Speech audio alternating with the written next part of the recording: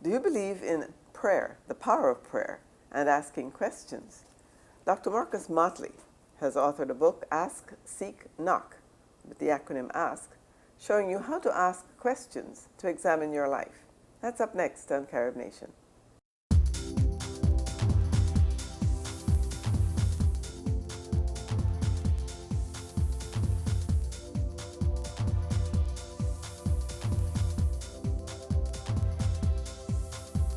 When America wants to know what's happening in the Caribbean diaspora, there is one clear choice. Hello, welcome to Carib Nation. Both people inside and outside are very excited about today's program. Looking at you, I can tell that you have traveled the journey. One television organization brings America close to the people, stories, and events that affects Caribbean life.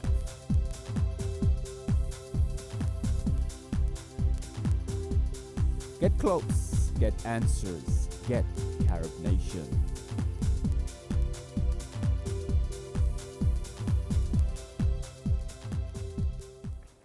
Hello, I'm Doris Dean. Welcome to Carib Nation. We hear a lot today about the power of prayer and the importance of prayer. Dr. Marcus Mottley has written a book titled Ask, Seek, Knock, showing us how to ask by praying, seek by holding on to our vision and doing all we can, and then knocking, taking action. This way we can use the proper questions to help us understand where we fit in the scheme of things and how we get answers. Dr. Marcus Mottley, thank you so much for joining us in Carib Nation. It's a pleasure to talk to you about this very interesting book, Ask, Seek, Knock, which gives us an acronym, ASK. Let me first ask you to talk a little bit about why this book, why the word ask at all. What are we asking for? You opened the book telling us a very interesting story. Right. And later on, one understands why. Yes. Talk about the relationship between that story and this lifetime of asking, I suppose, which we live. Yes, the story starts actually with a poem. And I'd just like to share that poem again. Mm-hmm. And the poem starts by saying, I was faced with a difficult situation. I was doubtful, faltering, and couldn't face the world. But as I was desperate and lacking conviction, I remembered that the book said that you should ask. Oppressed, dejected, helpless, and sad, I felt hemmed in and cornered as if I was going mad. Desperate, frightened, anxious, yet weak. But I remembered that the book said, all you have to do is seek. Mm-hmm. And so in life I began to raise my head and take a stand to be elevated. The doors to opportunity I would unblock and then unlock, because the book said all I had to do was knock. Mm-hmm. Ask, seek, knock. And that has been a mantra throughout my whole life. Mm-hmm. And it came from my mother, who believed in the power of asking. And her belief in unceasingly. Absolutely, and keeping asking. Mm-hmm. And that started when, in 1950, I was a 2-week-old baby, and she was involved in a hurricane in Antigua. And she was a Barbadian, I understand. Yes, she's Barbadian. Mm-hmm. And she had me, I was 2 weeks old, and my grandfather was there. And she got down on her knees in the water that was already in the old house and began to pray and ask for deliverance. And during the height of the storm, there was a rap in the window, pounded on the window. And there were 2 people outside who had come to rescue us. Even though she was a stranger, nobody knew us. But somehow, through her asking, we were delivered. What struck me most about that story was visualizing, as you said in the book, the water rising to the level where her father's bed was practically wet because he was bedridden, and that she climbed on a chair to continue her praying. Absolutely, yes. That picture to me was very, very vivid. It was an old wicker chair, I don't think they have them these days, an old wicker chair, and his mattress began to float and sag in the water as it began to rise. And that there was this, the crash of thunder, the lightning that was coming through the crevices in the wooden structure of the house, and there was this pounding on the window. Yes.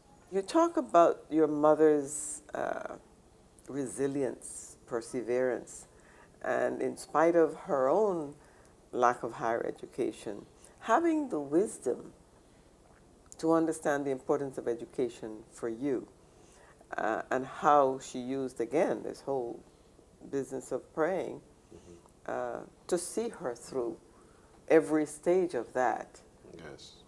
Talk a little bit about your upbringing with your mother and the impact that has had on you, what it has meant for you along the way, and some of the things that stayed with you. I'll tell you, my mother is still alive as we speak. That's right, Yes. She's 91 years old and in very good health. And she has Excellent. a sharp mind. Excellent.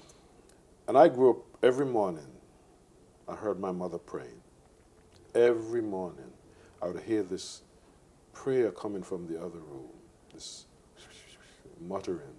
And I knew she was praying. And she did it every day and every night. And that was her anchor. And I learned that from her. She was asking and seeking and praying for assistance. And so I learned that and embraced it throughout my whole life. She still does it. She was here a few weeks ago with me in Washington. And every morning and every evening, she was same praying. pattern. Same pattern. Yeah. It has been her anchor and it is mine to ask and to ask for everything. My mother is going to be 90 Oh. by the time this airs. And I always tell people I learned faith from her, from seeing faith in action, Yes. literally. And that is by seeing a person decide that this is what I want. And if you follow the good book, it tells you, you ask, you prepare yourself, you find the way to help you, do what you can do, and the rest falls into place. Yes. You get driven to the right door to knock on, Absolutely. and it all opens up for you. It's a three-part process. You don't only ask, and you don't only ask questions, and you don't only ask for help, but you actively go and seek it. You've got to go and actively seek it. And then when you get some inspirations, you've got to take action. Every step of the way, every day. You know, as a stranger in Antigua, my mother worked for domestically as a maid. And I think it was something like 3 pence per week she worked for in those days. And she decided that that was not enough to raise her baby son and take care of herself and move forward in life. And so she got a little suitcase. And then she bought some trinkets, you know, combs, brushes, cheap perfumes, and earrings. And then every Sunday, she would take the bus and go into the countryside and sell those products. Every Sunday, whether it was raining, whether it was sunny, or whether it was cloudy, every Sunday. And right by her side, there was this little boy that she took everywhere with her. With you learning everything. Yes, so I had to learn. Sometimes it was difficult, but I learned that you not only sought for inspiration, but you had to take action. And that was what she used to send me to one of the best schools on the island, a private school. She was adamant that I would get a private education, the best education in Antigua at that time. Yes, and it was done on the backs of her hard work, week in, week out, weekend, Sundays, when other people were going to church. We were actively praying while we were walking from village to village. So that was your church. Yes. Yes, yeah. Yes. What does it mean to your mother today to see how you, like a sponge, took in everything that was going on and what it has done for you. What is her take on what has happened? I think is validation for her that prayer works, that hard work is important, and that it's important to be persistent. Those are some of the same things that she instills in her grandsons, my sons, even though they're small. Yeah. Persistence, take action, pray, and keep going. So, and I can see in her eyes that she is proud. I can imagine. Yes, of what I have achieved. I can imagine. And every day I thank her, and I praise her for what she has done for me. I'll tell you something about her vision. When I was about 12 years old, my mother forced me to learn to type. While other boys were playing cricket and so forth, I had to go to typing lessons. It was a struggle for a while, but then I embraced it and I began to love typing. Look at what it can do today. Absolutely. Because when computers were coming. Exactly. When I got to Howard University, I didn't have to pay anyone to do my term papers. I bought a typewriter, and I started typing my own papers. That's right. You know, at one time I could type 100 words a minute without mistakes. And today I get on a computer and my fingers are flying. I can imagine. This book was written. A lifetime of practice. Absolutely. Yes. Yes. Because of her vision. I wonder whether you believe that the fear that holds many of us back from taking action, because we talk about praying, and then the Bible tells us about praying with faith, but I think a lot of people pray and then don't know what to do after that, don't understand what their role is in getting to the next stage. Talk about fear and how you address fear in this three-pronged process. Well, you know, I read somewhere, there's a book somewhere that says, feel the fear and do it anyway. If you don't feel That's fear, courage. sometimes it's not normal not to feel the fear.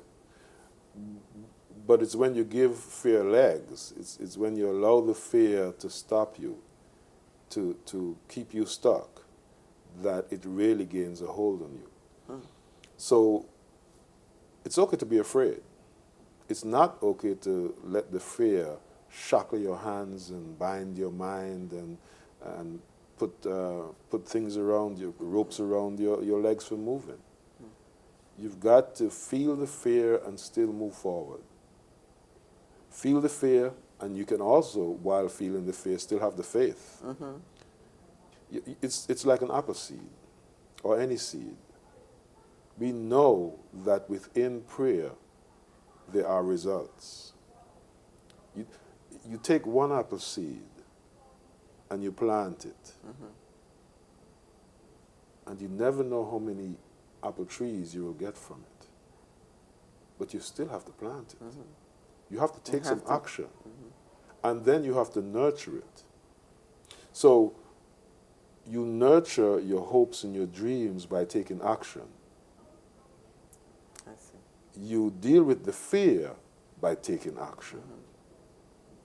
And I guess Jesse Jackson says keep hope alive. Yeah. The way you keep hope alive is by taking action, not by just sitting down and praying. Let's talk a little bit about one of the things that you also mentioned in the book was your mother's vision, again, in making sure that you read the classics. A woman who herself didn't know anything about them. And talk about what that has done for you now in your work, which I'm sure you use every day as a clinical psychologist. Yes, I read all of the great classics. I didn't read them in book form. I read them in comic form.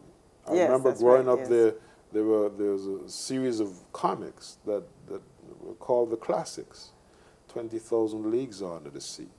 I read it in pictorial form as a classic. And I read about all the great men and women of yesteryear as a child, 8, 9, 10 years old. And so what that has done for me is it has let me know that as human beings we can do great things. As a matter of fact, everything that we see around us is an element of some vision that some human had. True. And not necessarily a human who had it all. Yeah, somebody with just one thought, Just a dream. Yeah, one dream. That they took and brought it into reality. Any great thing that you see around us has started as an idea somewhere. And then somebody worked in it, and worked in it, and worked in it. Again, ask, what can I do? How can I do this? How can we solve this problem? So you seek, and then you seek creative answers. You have different options. You select one or two and start working on it. That's how things come into being. You ask, you seek, and then you take action by knocking. Incessantly, continuously, persistently. Even though you're not sure when the results are coming. Even though you're not, even though you're not certain the result, or when Or the if results they'll are coming. come. Well, Something they will will happen. come. Something Something will will happen. Yeah. It might not happen quite the way you intended it, Yeah. but something will happen. Right. And it will be better than it was before. It will be an improvement on the past. Now that is questionable, isn't it? But in retrospect, I suppose, one then realizes that it was better. The nature of life is to progress. The nature of life is towards more. If you look around you, there's more and more. Even in the fields, if you don't take care of the fields will take care of themselves. The grass will grow, the trees will grow, and they'll grow more and more, and it will take over the rest of the territory. So the nature of life is towards progress, towards more. And who are we to say what is better? True. What we see now may, in terms of chaos, may be the elements of great future success. From every ashes grows something greater and better. There is another area where you talk about respecting yourself, others around you, and the importance, and that the word intent brought that back. I think I heard Oprah Winfrey say, it is the intent that dictates the result. Yes. That if the intention is genuine and good and well-intending, however difficult it might be, through the storm, the end result will always be for the better. Yes. Let's look at that word respect. I'm not a linguist, but I think that there are two words there, re and spect. And spect has to do with looking, spectator, spectacle, etc. And re has to do with curving back, going backwards. Respect is really looking at yourself and looking at your own behavior first, and respecting yourself, taking a look at what you do first, and your own behavior, and your own attitude in any given situation. So we have to respect ourselves first, and then through that it will be demonstrated that we're respecting others. Of course, yeah. One of the things that I thought of reading this, even though it wasn't directly addressed, and that is domestic abuse, violence against women, and some of the unfair things that seem to be meted out to women. And very often we hear people say, well, they have no respect for themselves, and therefore how do you expect anyone else to respect them? How can they expect somebody to respect them if they had no respect for themselves? And I thought about this whole business of, as you ask and you seek, does this drive you to look back and wonder where you did not listen to that inner voice that was really the message, the answer? First of all, it's interesting that you mentioned domestic violence. I'm writing another book right now on domestic violence with Clea Nathiel. Wow. And we have a website, helpfordomesticviolence.com. I see. And Okay. this is about the whole issue of how do you help yourself when you're in that situation, When a good relationship goes bad, what do you do? What kinds of questions do you ask? Right, yeah. How do you, what yeah. insight do you have into what's happening that will help you to get out of that situation? What might you do to prevent yourself from getting into that situation? Particularly if you have been there before. What questions might you have on the inside about your spouse or your partner that you need to have answered as you move along with this relationship? As you saw it developing, Yes. and chose not to recognize. But that's going back, and yes, Yeah. there's great power in going back. But I do warn that people get stuck in the past. If you do too many self-analysis, and I'm a psychologist, Yes, so it's strange that I'm saying that, but if you do too much self-analysis and you get stuck there, you'll never Then move you forward. never move forward, yeah. So what have I learned from what I've been in that I can take with me into the future and do things differently? Whether it's in a relationship, in terms of a personal relationship, or whether it's in business, or any other aspect of your life. What has gone wrong? What were the reasons that it went wrong? How could I have done things differently? How can I do things differently the next time? It's still a matter of asking questions, seeking the answers, and then taking action. Yeah. A lot of people ask questions, they get the answers, but they never take action on them. Yeah, that's one of the things I was thinking, and that very often people say, but I'm praying for such, and my prayers are not being answered. I don't know what next I have to do. And it seems that these people, that you get stuck in telling, self-talk, I suppose, as these messages, tapes in your head that seem to hold you in one place. And when you talk about using the positive, is that where affirmations help to erase some of those negative thoughts that keep you stuck? Well, it depends on what you're affirming. Are you sure that you are affirming something positive and something that's future oriented, or are you affirming what is that's not working? And in your affirmations, do you have a powerful vision of how you want things to be? So I think that when we affirm and when we pray, we need to have a clear vision of what it is we want. We cannot just say, oh Lord, I don't want this situation. We've got to be clear about what we do want. Specific things about what you want. You have to be able to see it, you have to be able to feel it happening, and you've got to be able to taste it for it to become manifest. So you have to be able to bring the unmanifest into manifestation by visualizing it strongly, by holding it firmly in your mind. You've got to be able to hold it firmly in your mind.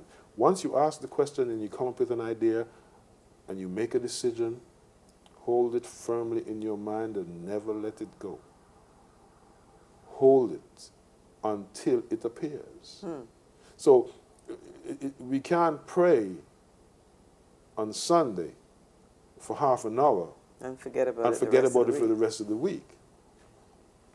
We've got to pray on it every day, and if we can, 24/7, holding it firmly in view and in your spirit, in your emotions, in your thoughts, in your ideas, in your actions, so that it will manifest itself and manifest itself quickly.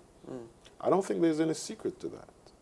So that's the secret to success of those who believe in positive thinking and prayer. And prayer. That's what they say. Go hand in hand. That's what they say. You've got to hold it, this idea, this thought, this desire, this dream, this wish for whatever it is, and you have to have framed it properly and built it creatively. Just like if you're building a house, a dream house. You have an idea, that picture, yeah.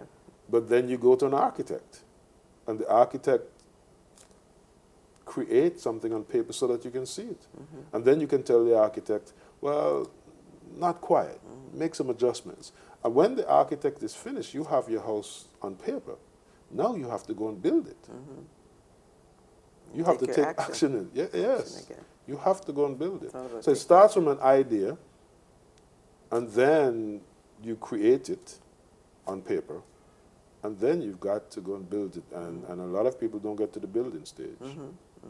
They think get it's going to stuck. manifest itself out of the air because they wished it out. They don't believe that they have to have an active role in it. They don't Absolutely. understand that. Absolutely. And it's just like asking for community issues. For example, you have a drug-infested neighborhood, and you're praying for help. You also have to take some action. You have some personal responsibility to help to create the neighborhood you want. I was fascinated by the fact that the young man that you met at Howard was the son of the young man who helped your mother. Just give us a little synopsis of how that came full circle. Yes, his father continued to live in the area in Green Bay, where I grew up. But the young man had disappeared, and I didn't know where he had gone to. And so when I came here to Washington, 34 years later, I attended a meeting of the Antiguan Association right in Washington. And, you know, there were a lot of people there, some of whom I knew and many of whom I didn't know. But then they introduced one guy who got up to speak as Ivan King. And it was as if the world had turned upside down for me. Ivan King, the son of Cyril King. The two of them had saved us. During that hurricane. 34 years before. And that meeting was emotional, to say the least. I can imagine, having come full circle. Absolutely. Yeah. And so that was really, that was a miracle for me. Yes. Well, I think that's a fitting point on which to end. Coming full circle and understanding that once you hang on to your vision, keep praying, ask, seek, knock, take some action, you'll get the answer. That's right. It's been a pleasure talking to you. Thank you so much for joining us. Thank you for having me in Carib Nation. It's a pleasure. And now you know. There's a three-pronged process. Ask, seek, knock. And the overall question is how to ask. Thanks for joining us on Carib Nation. I'm Doris Dean, and remember, you can get more information about Dr. Marcus Mottley on his website, speaktrain.com, as well as his book is available on amazon.com. Until next time, thanks for watching us in Carib Nation.